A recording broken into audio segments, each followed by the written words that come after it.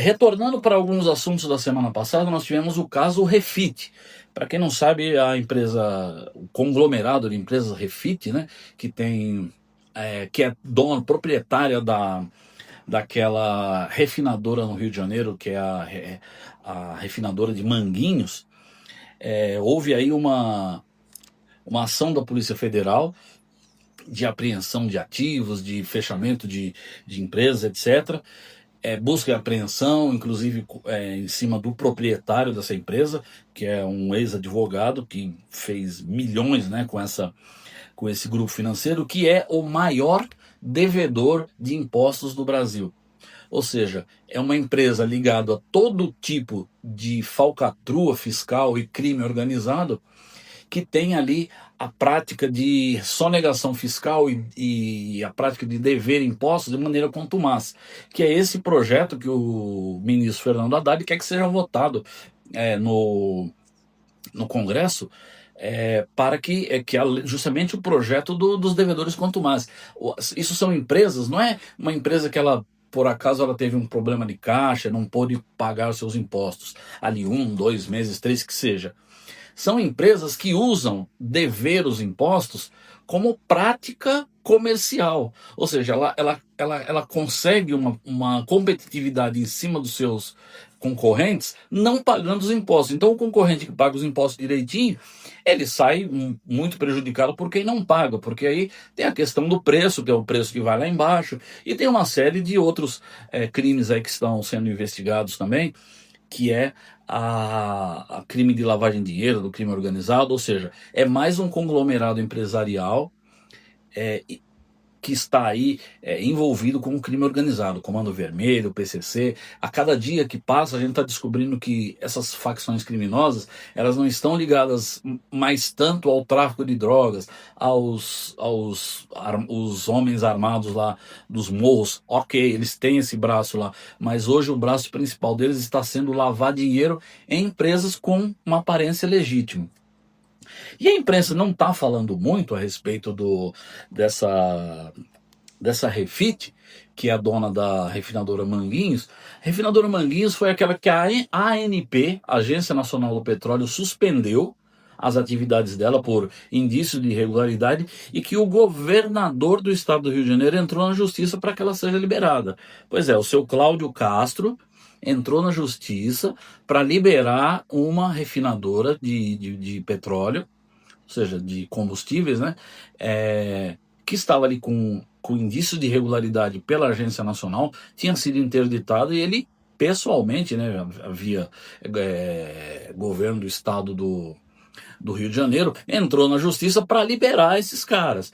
Então, por isso que há esse grande desejo, né, de determinados políticos, muitos governadores, inclusive o seu Cláudio Castro, mas também junto a dele o seu Romeu Zema, o seu Caiado lá do Goiás, o seu Jorginho Seif lá de Santa Catarina, do seu Tarcísio de Freitas aqui de São Paulo, né, junto com o secretário de Segurança Pública, que agora saiu, né, vai voltar para a Câmara, o Guilherme Derrite, de escantear a Polícia Federal dessas investigações, ou então manter ali a Polícia Federal num certo garrote ali, que eles possam controlar quando eles entram e quando não entram.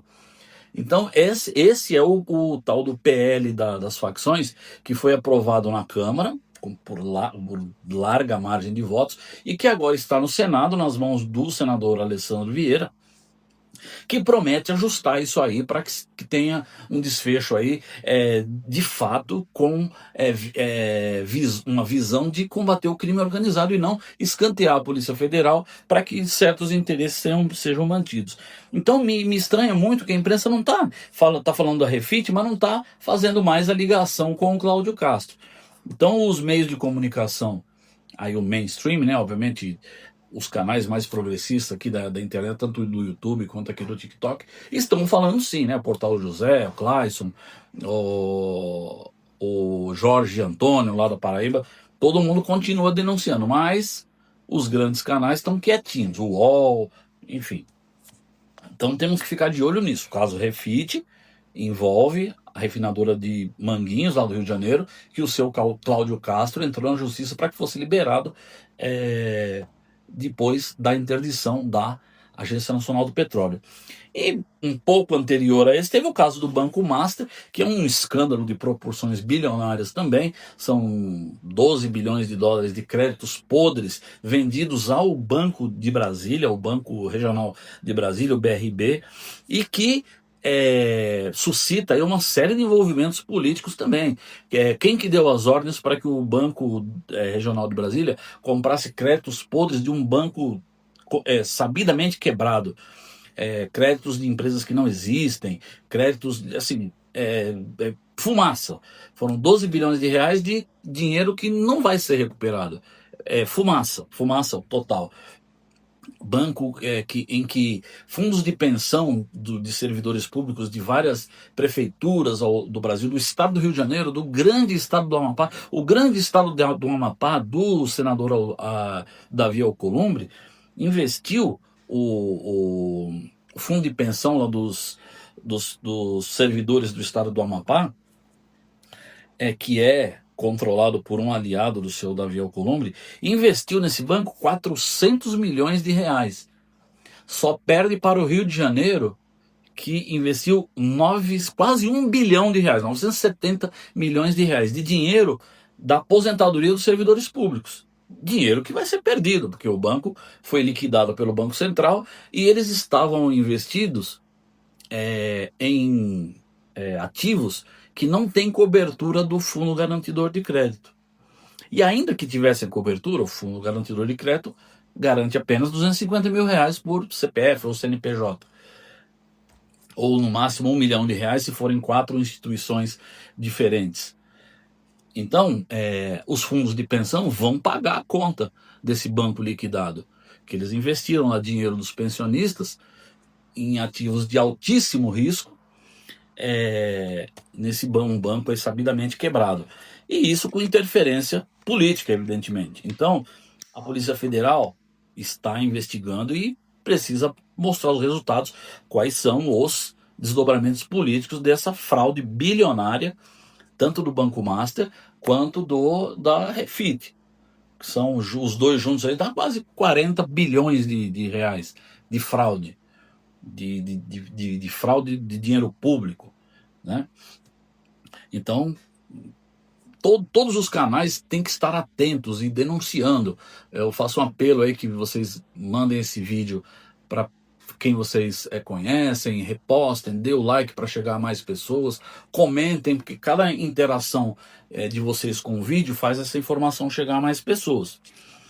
Então, esse Banco Master, que para finalizar, é o mesmo banco que o BRB, Banco de Brasília, o Banco Estatal de Brasília,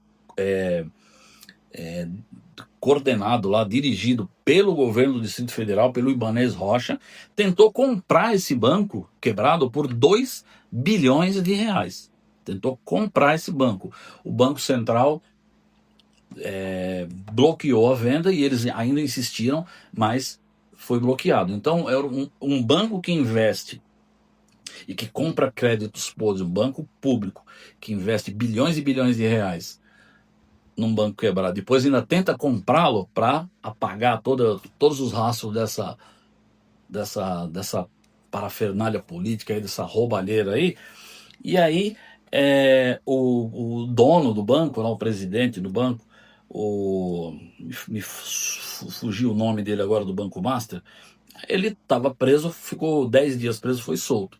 Uma desembargadora aí do TRF1 acabou soltando, que é uma decisão que causa estranheza, porque esse cidadão ele foi preso tentando fugir do país. Ele tinha um avião dele mesmo, um jato próprio, onde ele foi preso quando ele estava tentando subir nesse avião e fugir do país. Então ele tem recursos ilimitados. O que foi aí apreendido dele, certamente não é tudo que ele tem. Ele deve ter dinheiro no exterior, dinheiro em tudo quanto é lugar, dinheiro em nome de laranja.